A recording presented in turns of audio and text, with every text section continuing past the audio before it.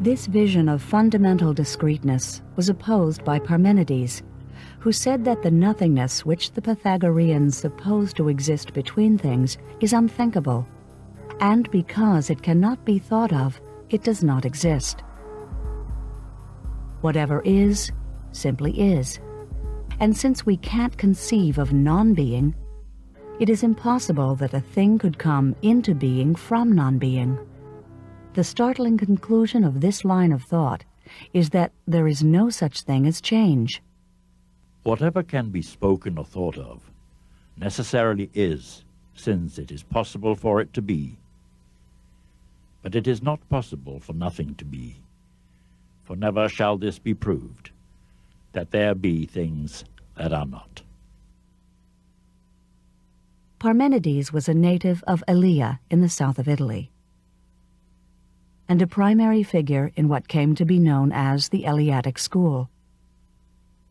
Parmenides argued that what we perceive as movement and change is actually an illusion, and that reality is the one, unchangeable, and invisible being.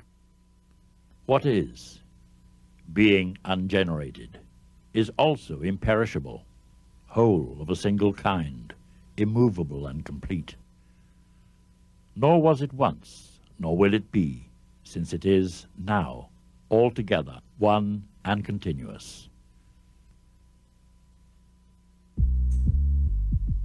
Zeno was a disciple of Parmenides and led the defense of his master's philosophy against the criticisms of his contemporaries.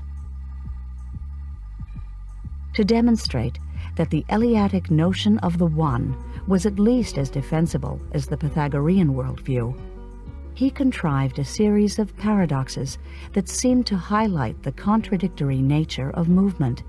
Perhaps the most striking paradox is the paradox that we can't leave the spot where we are now, because in order to even get as far as the door, we would first have to go halfway, then half the remaining distance, or even worse, in order to get even halfway, we'd first have to go a quarter way, and before that an eighth of the way. This goes on ad infinitum. How could you possibly finish going right through a more than finite number of distances? You can't, and so you can't reach any distance, however close. This was his paradox, and it was still worrying people like Bertrand Russell in the 20th century, and indeed worries us now in the 21st century. If there is a multiplicity of things, it is necessary that these should be just as many as exist, and not more nor fewer. If there are just as many as there are, then the number would be finite. If there is a multiplicity at all, the number is infinite, for there are always others between any two, and yet others between each pair of these. So the number of things is infinite. In his rebuttal, Aristotle came up with a conception of infinity that is still taught in schools today. Aristotle's idea is that there is infinity, all right, but infinity is not a more than finite number of anything. No, to talk of infinity is to talk of an ever-expandable finitude. In his view, there is an infinite number of half-distances between here and the door, only in a restricted sense, that however large a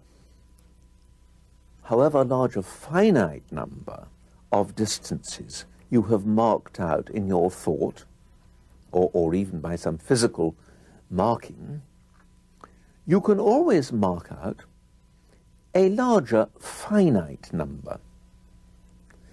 This finitude is ever expandable, but it always remains a finitude. And so we are not required to cross a more than finite number of distances.